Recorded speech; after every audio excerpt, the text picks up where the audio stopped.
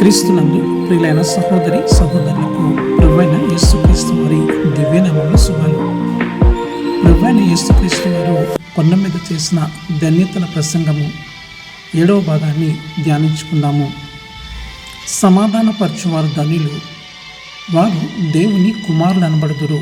మత్తయి సువార్త 5వ అధ్యాయము 9వ వచనము. సమాధానము చేకూర్చేవారంటే ఎవరు?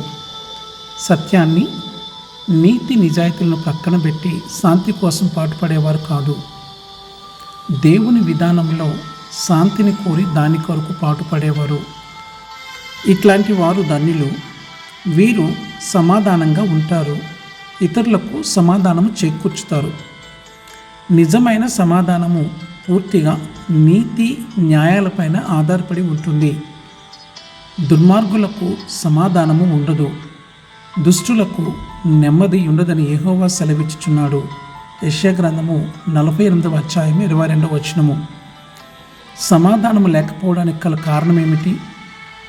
మన శరీర కార్యములే, మన పాపములే. శరీర కార్యములు స్పష్టమై ఉన్నవి. అవేవనగా జారత్వము, అపవిత్రత, కాముకత్వము, విగ్రహారాధన, అభిచారము, ద్వేషములు, కలహము, మత్సరములు, క్రోధములు, కక్షలు, భేదములు, విమతములు, అసూయలు, మత్తతలు, అల్లరితో కూడిన ఆటపాటలు మొదలైనవి. గలతీ పత్రిక 5వ అధ్యాయము 19వ వచనం నుంచి 21వ వచనాలు. వీటి వల్ల సమాధానంతో పాటు నిత్యరాజ్యము దూరమైపోతుంది. సమాధానమునకు చేకూర్చేది ఏది? మనలను మన పాప స్వభావము నుండి విడిపించేది ఏదైనా సమాధానము చేకూర్చుతుంది.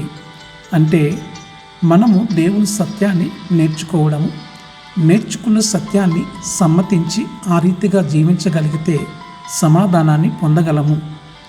దేవునితో సమాధానము కలిగి ఉంటే మనుషులతోనూ సమాధానము కలిగి ఉండగలము. అట్టి సమాధానముతో దేవుని పిల్లలముగా పిలువబడి సదాకాలము ఆయనతో జీవించే ధన్యతను పొందుకోగలము. ఆ రీతిగా మన జీవితాలను సిద్ధపరచుకుందాం. అట్టి కృప, ధన్యత దేవుడు మనకు అనుగ్రహించునుగాక. ఆమేన్.